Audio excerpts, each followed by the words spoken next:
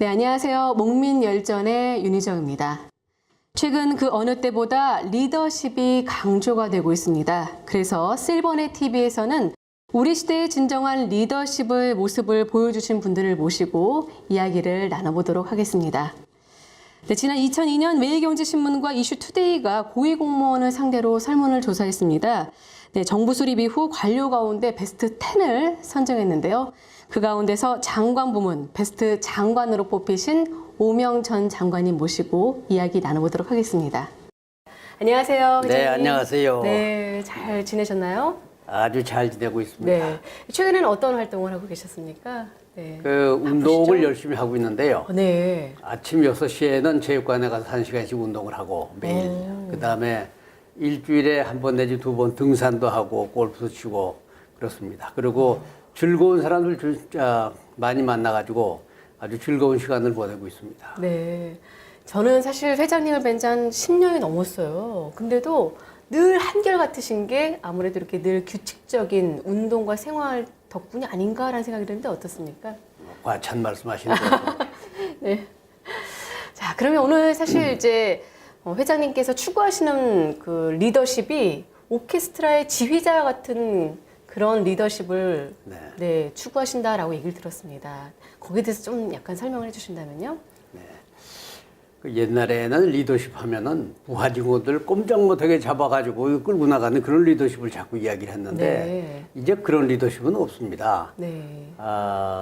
부하 직원들 정말로 아끼고 사랑하고 부하 직원들이 마음으로 따를 때 리더십이 이제 가능하게 되는 것이거든요. 그리고 요즘 많은 그 공직자들 또 회사도 마찬가지입니다만은 위에 있는 분들이 열심히 일하는 모습을 보인다고 그래가지고 아랫사람들이 하는 일 갖다가 하나부터 열까지 다 감독하고 간섭들 하고 있는데 그건 정말로 바람직하지 않는 리더십 같습니다. 그래서 정말로 부하 직원들을 아끼고 사랑하고 부하 직원들에게 주어진 범위 내에서는 완전히 일을 위임을 해주고 그리고 부하 직원들도 다 보수니까 이제 그 분야에서는 자기가 맡은 일에 대해서 창의적인 아이디어를 내면서 열심히 일할 수 있도록 그렇게 하는 것이 바람직한 리더십이 아니냐. 그래 이제 오케스트라의 지휘자를 보게 되면은 세부상에서는 간섭을 안 하거든요. 그리고 전체 흐름을 갖다 조율하고 강하고 약하게 하는 걸 조율하는 그 역할만 하고 있지 개개인의 악기까지 하나하나 간섭을 하지 않는다고요. 우리 리더십도 그런 리더십이 돼야 되지 않겠느냐. 그런 의미에서 오케스트라의 지휘자 같은 리더십이라고 하는 말씀을 드렸습니다. 그러시군요. 자, 오케스트라 지휘자 같은 리더십의 그 의미를 좀 들어봤는데요. 자, 어떤 계기로 사실 좀 어렸을 때 어떤 계기로 리더가 돼야겠다라고 생각을 하셨는지 갑자기 좀 궁금해져서요. 네. 제가 어렸을 때 이제 공부를 좀 잘하는 편이었거든요. 그러셨어요? 똑똑하다고 하는 얘기를 많이 들었는데 아버님이 굉장히 걱정을 하셔요. 똑똑하다고 하는 것이 그렇게 좋은 얘기가 아니다. 덕 있는 사람이 돼야 된다 하는 말씀 수없이 말씀하셨는데 그때는 무슨 말씀인지 몰랐어요. 역시 보니까 훌륭한 리더는 똑똑한 리더가 아니고 덕 있는 리더다. 흔히 이제 사람들이 그런 이야기를 합니다. 유비와 조조를 놓고 누가 훌륭한 리더냐. 그러니까 훌륭한 사람들이 전부 다 똑똑한 조조 밑으로 가지 않고 유비 밑으로 간단 말입니다. 그리고 제갈공명 같은 우수한 신하들도 결국 조조 쪽으로 가지 않고 유비 쪽으로 갔거든요. 그래서 리더는 덕이 있어야 된다 그렇게 생각을 합니다. 요즘도 뭐 열심히 일하는 그런 그 대통령도 계시고 장관들도 계시고 사장들도 계시는데 물론 이제 열심히 하셔야겠죠. 그렇지만은 아랫사람이 편하게 즐겁게 일할 수 있는 환경을 만들어주는 그리고 많은 사람을 행복하게 만들어주는 그런 리더가 지금 필요하지 않겠나 생각을 합니다. 네. 자, 그러면 어떤 계기로 난 이제 리더가 돼야겠다. 그런 특별한 어떤 계기가 있으셨어요? 네. 제가 듣기로는 육군 사관학교를 나오신 걸로 알고 있어요. 사실은 딱 체격 봤을 때 정말 안 어울리시거든요. 네. 왜냐면 육군 사관학교 하면 왠지 좀 덩치도 있고 몸도 좋으시고 이럴 것 같은 현상이 있잖아요. 네. 그래요. 그런 얘기를 제가 많이 듣습니다. 네. 제가 어렸을 때 몸이 굉장히 약했거든요. 그러셨어요. 제가 이제 7남매 중에 네 번째인데 위에 누님이 세 분 계시고 제가 첫 번째 아들입니다. 그러니까 어렸을 때 굉장히 귀하게 그럼요. 컸겠죠. 귀한 아들이시네요. 네, 그러다 네. 보니까 버릇도 없어지고 뭐 성격도 아주 독불장군이고 나무고 잘 어울리지 못하고 몸도 아주 약했고 그래서 제가 어렸을 때 한 20일 동안 혼수 상태에 있었기 때문에 이 아이가 죽는구나 하고 많은 사람들이 생각을 했던 것 같아요. 네. 그래. 그때 죽지 않고 살아난 게 다행인데 그래서 어렸을 때부터 뭐 독선적인 성격도 있고 몸도 약하고 이렇게 했는데 하고 싶은 욕심은 대단히 많이 있었거든요. 네. 뭐 좀 보람 있는 일 하고 싶은 그런 욕심이 많이 있었는데 제가 고등학교 3학년 때 그 김원주 교장 선생님이라고 하는 분이 우리 교장 선생님으로 오셨어요. 네. 경기고등학교 나오셨죠? 네. 네.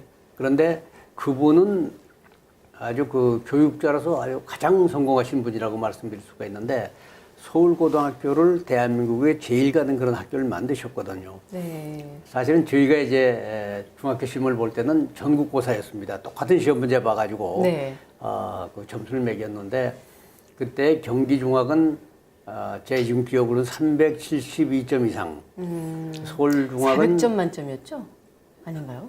450점인가 그랬던 것 같아요. 그랬어요. 네. 그리고 서울중학교는 351점, 네. 그리고 이제 경북중학이 320점 정도, 그리고 나머지 다 300점 이하였는데, 그러니까 사실 똑같은 시험을 봐가지고 훨씬 더 성적이 좋았던 학생들이 경기고등학교를 갔는데, 네. 실제로 서울대학교 입학률은 경기고등학교보다 서울고등학교 훨씬 높았어요. 서울고등학교가요. 서울고등학교 네. 훨씬 높았어요. 이 경기 출신들이 자꾸 아니라고 얘기를 하는데 뭐 틀림없는 얘기입니다. 그거는. 네. 그래서 사실은 사실이다. 네. 네. 밝혀야 된다는 거. 네. 그런 좋은 결과를 가져오신 분이 김원규 교장 선생님입니다. 그래서 김원규 교장 선생님이 서울고등학교를 맡으셔가지고 정말 아주 훌륭한 교육을 시키셨거든요. 근데 김원규 교장 선생님의 눈에서 미친 가장 훌륭한 학교가 육군사관학교입니다. 네. 그래 그분이 이제 서울고등학교에 많은 제도를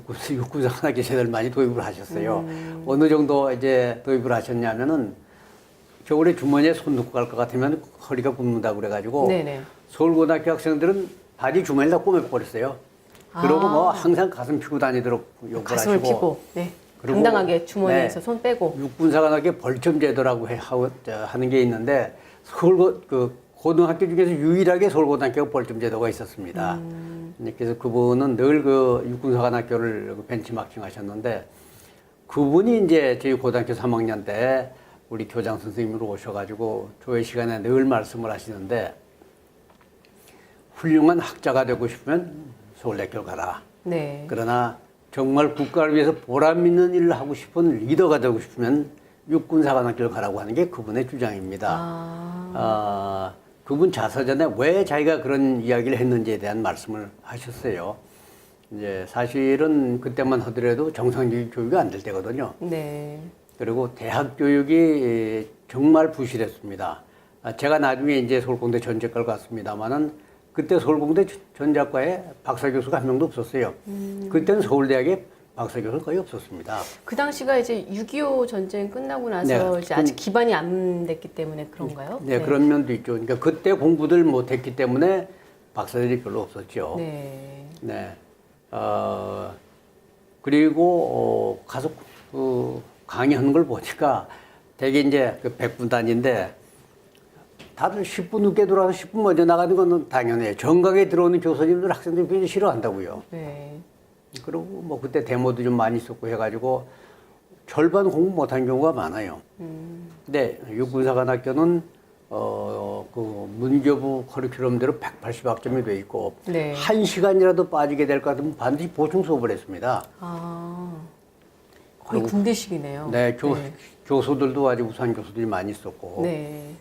그 다음에 이제 그 당시에는 우리나라가 아직 그 군진성을 벗어나지 못하고 있었기 때문에 사회 저명 인사들이 모인다고 할 것 같으면 주로 기성 파티거든요. 네. 근데 군인들은 그때 벌써 파티한다고 할 것 같으면 부부 동반 파티를 할 때입니다. 왜냐하면은 군대는 뭐 육관급에 한 번, 영관급에 한 번 정도 최소한 미국 가서 교육을 받고 오고 또 미군들과 같이 이제 여러 가지 작전을 했기 때문에 네. 미국 문물이 가장 먼저 들어온 것이 군대입니다. 네. 그래 그런 여러 가지를 감안하셔가지고 김원규 교장 선생님께서 가장 아주 충실한 교육을 시키는데 보시고 그 다음에 그룹으로 와서 가장 앞서 있는 그룹이 군대다. 그래서 그분 생각에 앞으로 한국을 리드하는 그룹은 육군사관학교 졸업생이라고 하는 확고한 이제 생각을 가지고 그런 말씀하신 거예요. 네. 그래서 이제 뭔가 좀 해보고 싶었는데 그때는 뭐 의사가 될까, 뭐 법과대학을 갈까, 뭐 공과대학을 갈까 여러 가지 생각을 했는데 사실 저는 이공계통에 좀 준비가 많이 있었거든요. 네. 그래서 공과대학에 가려고 준비를 하고 있었는데 교장 선생님 말씀을 듣고 이제 저뿐만이 아니고 많은 그 친구들이 육사를 가자 이렇게 된 거예요. 아. 그래서 경기고등학교에서는 1년에 1명 내지 3명 정도 육사를 갔는데 네. 저희 때는 30명이 지망을 했어요. 네. 거의 10배나 많이들 지원했네요. 그러면 갑자기 네. 이제 인기가 올라가가지고 그리고 그때쯤 해가지고 육군사관학교가 굉장히 인기가 있었습니다. 왜냐하면 그때 대학 다니기 참 어려울 때거든요. 학교 네. 되기도 어려운데 육군사관학교는 돌아가면은 뭐 먹여주고 입혀주고 몰구까지 준단 말이죠. 네. 그때 지망을 했고 그래서 이제 제가 육사 시험 볼 때는 42대 1이었어요. 네. 하여튼 뭐 그런 분위기 때문에 이제 육군사관학교를 택하게 된 겁니다. 네. 리더가 되기 위해서 이제 그럼 육군사관학교로 들어가셨고. 그 훌륭한 리더가 되기 위해서 좀 네. 대한민국을 한번 바꿔보겠다. 네. 좋은 나라 한번 만들어 보겠다 하는 막 그런 야심찬 포부를 가지고 육사를 들어간 거죠. 네. 막상 들어가니까 어떠셨어요? 아, 정말 내가 리더가 될 수 있겠다. 그런 딱 확고한 신념이 드셨어요? 어떠셨어요? 근데 제가 그 판단을 완전히 잘못한 거죠. 아, 아니었어요? 왜냐하면 이제 들어가니까 이제 훈련을 시키는데 몇 달간 훈련을 받으시죠? 처음 들어가면 2달 동안 기초군사 훈련을 받는데 네. 2달 동안 TV도 못 보고 신문도 못 보고 외부 접촉도 못 합니다. 아. 완전히 외부고 차단된 상태에서 특별 훈련을 시키는데 프로그램이 워낙 잘 돼 있거든요. 2달 만에 사람을 완전히 바꿔버려요. 그래가지고 간단히 설명은 이렇게 바꿉니다. 육사 들어갈 때 밤에 꿈에는 내가 고등학생 아닌 민간인으로 나오거든요. 2달 훈련 받고 나면 꿈에도 내가 군인으로 나온다고요. 아. 그만큼 2달 동안 사람을 완전히 바꿔버려요. 저희가 나중에 그런 얘기를 했습니다. 야, 우리가 2달 동안 이렇게 바뀌는데 북한은 몇십 년 동안에 얼마나 바뀌었겠느냐. 그러니까 우리가 쉽게 무슨 뭐 북한 주민들하고 대화한다고 하는 얘기를 했는데 정말 우리가 생각하는 그런 북한 주민들하고 대화가 되겠느냐 하는 얘기죠. 2달 만에 사람이 완전히 바뀌어버린 거예요. 네. 2달 만에 무슨 사건이 그때 좀 있었는데 한 친구가 아주 칼 들고 올라가가지고 자기 한 몸 국가에서 바치겠다 그러고 2달 만에 칼 가지고 자기 별 갖다 찔른 사건까지 생겼는데 그러니까 아, 그래요? 하여튼 네. 2달 내내 가르친 게 그겁니다. 애국하는 얘기부터 시작해서 국가를 위해 가지고 몸과 마음을 바쳐야 된다는 게 2달 동안 배웠거든요. 그러고 네. 그러니까 2달 만에 그런 사람이 생겨나요. 그래서 육사 교육이라고 하는 게 참 무섭다 그런 생각을 했는데 하여튼 2달 동안에 모진 고생을 했어요. 아침 새벽에 이제 기상나포를 불면은 그때부터 밤 잠잘 때까지 하루 종일 이제 선착순입니다. 네. 그 아침 기상나팔을 탁 불 것 밥 먹을 때도 같으면 선착순, 뭐 씻을 때도 선착순인가요? 네. 네. 아침 기상나팔을 탁 불 것 같으면 우선 이제 모이는데 일렬로 선착순으로 해요. 그러면 절반 잘라가지고 연명을 한 바퀴 돌립니다. 또 반 잘라가지고 한 바퀴 돌려요. 근데 이게 딱 비슷비슷하니까 다 이제 체격도 좋고 정말 그 튼튼한 사람들이니까 경쟁에서 조금 잘못하면 꽁주가 돼버린다고. 네.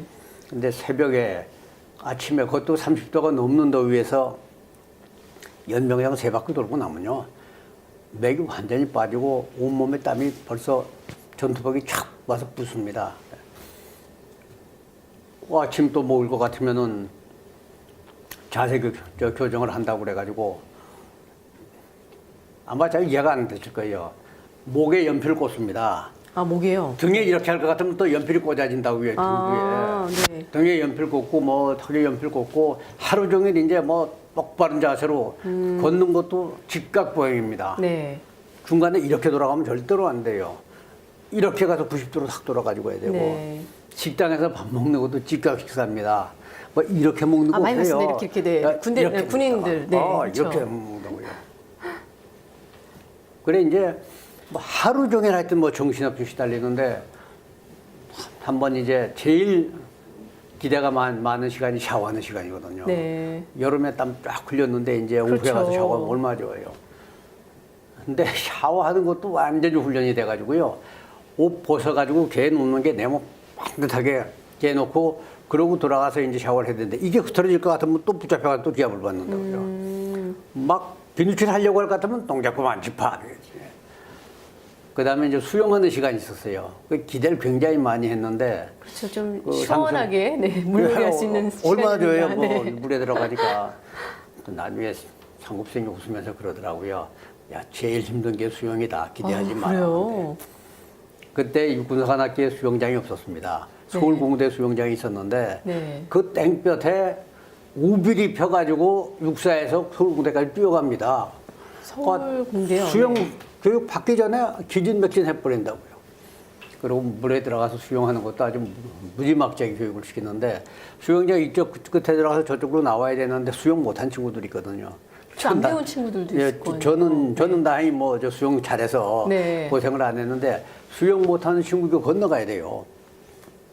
근데 얼마나 그 저 정신훈련을 시켰는지 물 두 모금만 먹으면서 수영하고 갈 것 같으면 건너갔는데 그걸 못 건너갔느냐 해가지고 수영 못하는 친구들이 하여튼 물고면서 다 건너가요. 딱 한 명이 물에만 들어가면 겁이 나가지고 허부적허부적이 못 가고 또 이제 또 끄집어내가지고 다시 집어넣으면 또 허부적허부적 하는 거죠. 마지막에 이제 등을 끈으로 묶어가지고 이제 물 먹으면서 이제 지나가는데 그 친구는 지금까지도 평생 별명이 앵커입니다. 아, 앵커요. 다. 하여튼 뭐 네. 모든 훈련을 받았는데 그러면서 어떻게 보면 이제 서서히 군인으로 태어나는 그런 과정을 거치죠. 하루는 이제 그 2km 행군이에요. 멀지도 않아요. 2km 행군인데 2km 행군하고 육사로 들어오는 마지막 고개를 넘어갔는데 저도 뭐 정신이 없더라고요. 이 정신이 없는 게 철모가 뜨겁거든요. 네. 철모 안 써보던 사람이 지금 무거운 철모를 쓴 데다가 안에 이제 이 저 철모가 흐르지 않도록 벨트 같은 게 꽉 묶고 있단 말입니다. 일사병 날 수밖에 없다고요. 뭐 쓰러질 것 같아요. 그래서 이제 수통을 꺼내가지고 조금 먹고 머리에다 물 붓고 그 다음에 이제 그 손수건에다 물 묻혀가지고 안에서 집어넣고 그래 겨우겨우 이제 왔는데 앞에 가서 보니까 우리 고등학교 때 같이 갔던 친구들 중에서 그 운동선수 애들이 몇 명 있거든요. 네. 걔들도 방법이 없어요. 딱 서니까 팍 넘어가서 한 30명이 앰뷸런스에 실려가지고 병원에 갔는데 그중에 2명이 죽어버렸어요. 네. 하여튼 뭐 모든 훈련이 그렇게 시키는데 육사에서 가르치는 게 몇 가지가 있습니다. 체력이 중요한 게 아니고 정신력이 중요한 것이다. 여기까지 살아남을 수 있는 것은 체력이 아니고 정신력이다 하는 얘기인데요. 이 모래 가만히 들고 뛰는데요. 평소에는 내가 그걸 잘 들지도 못하는데 이거 뭐 훈련되느냐 방법이 없어요. 그것도 근데 바짝 긴장해가지고 드니까 들려고 하면 들리더라고요. 네. 그거 들고 덩치 큰 친구들하고 같이 가는 거예요. 그리고 이제 육사에서 배운 것 중에 하나가 이제 절차 탁마 또 소위 단체 정신입니다. 그래서 예, 10명씩 한 개 분대가 되고 거기 이제 분대장은 3학년이에요. 3학년 들어와서 모든 훈련 시키는데 같이 이렇게 뛰다가 누구 한 사람이 쓰러지면은 그 분대 내에서 총 매주고 배낭 매주고 이 사람 들쳐업고 같이 가야 된다고요. 네. 그러니까 다 같이 골인을 해야지 누구 한 사람 제껴놓고 갈 수가 없다고요. 그러니까 완전히 단체예요, 그건요. 같이 살고 같이 죽는 거라고요. 그래서 이제 독불적인 성격이라고 하는 게 육사에서 있을 수가 없어요. 네. 하여튼 무조건 오고 하여튼 뭐 같이 살고 같이 죽는 거니까. 게다가 뭐 윗사람이 말 한마디 하는데 기분 나쁘다. 그거 생각지도 못해요. 3학년들이 얼마나 무서운지 와가지고 뭐 기합 줄 것 같으면 잭소리 못하고 하여튼 시키는 대로 하는 거거든요. 그래서 상사의 말에 무조건 오고 복종하는 것도 배우고 이제 하루는 이제 아까 말씀드린 한창 선착순이니까 조금 잘못할 것 같으면 꽁지가 될 것 같으면 뭐 아주 고생이 많다고요. 근데 이제 군장을 굴린다고 그러는데 배낭에다가 뭐 담요도 넣고 뭐 안에 다 집어넣어가지고 메고 이제 가야 되는데 그것도 이제 선착순이에 빨리빨리 해가지고 네. 아 이거 잘못해가지고 가다가 이게 탁 네. 풀어져가지고 쏟아졌는데 네. 그거 다 넣고 갈 것 같으면 나는 꽁지라고요. 근데 그 무섭던 상급생이 3학년이죠. 와서 씩 웃더니 하는 얘기가 탁탁탁 해가지고 해주는데 아 참 놀랄 만큼 익숙한 솜씨로 그냥 쭉 해가지고 만들어주더라고요. 혼내는 게 아니라 오히려 도와줬군요. 와서 쭉쭉 만들어주는데 내가 하려면 시간이 상당히 걸리던데 이 사람은 뭐 보니까 어떻게 뭐 금방 이렇게 하니까 탁 돼요. 그래서 정의로운 눈치를 탁 쳐다봤더니 너도 3학년 되면 이렇게 할 수 있어 그러더라고요. 근데 그때 느낌이 그러니까 제가 완전히 꽁지를 갖다 면할 수 있은 거예요. 그리고 분대장입니다 3학년. 네. 그러니까 그 분대장이 평소에 그렇게 무서웠는데 완전히 그 친형님 같아요 그 다음서부터는. 그래 분대장이 아주 엄하긴 한데 제 느낌에 저 사람은 내가 급하면 항상 도와주는 사람이란 말입니다. 그러니까 아주 친형님 같고 그 양반 얘기면 정말 무조건 오고 하여튼 그런 게 바로 이제 그 리더십이 아닌가 생각하는데 하여튼 2년이 오래돼가지고 제가 나중에 장관 되고 부총리 됐는데 그 양반하고 같이 일을 하게 됐어요. 아, 또 그런 또 예, 인연이 근데 있으셨군요. 그 양반 제가 아주 평생 친형님 이상으로 아주 잘 모셨다고요. 네. 이제 리더십이라고 하는 게 정말로 엄하긴 하지만은 부하들 갖다가 늘 따뜻하게 사랑을 하고 그 사람들이 느낄 때 급한 일이 생기면 이 사람은 날 도와준 사람이다. 네. 아, 마음으로 늘 날 갖다 애껴준 사람이다 하는 그런 생각을 갖도록 하는 게 가장 중요한 리더십이 하나가 아닌가 그렇게 생각이 돼요. 네. 네, 지금까지 우명 전 장관님과 리더십에 대한 이야기 나눠봤는데요. 네, 리더십이란 권위가 아닌 사랑이라는 점 꼭 기억하시기 바라겠습니다. 네, 다음 시간에 더 알찬 소식으로 인사드리겠습니다. 함께해 주신 여러분 고맙습니다.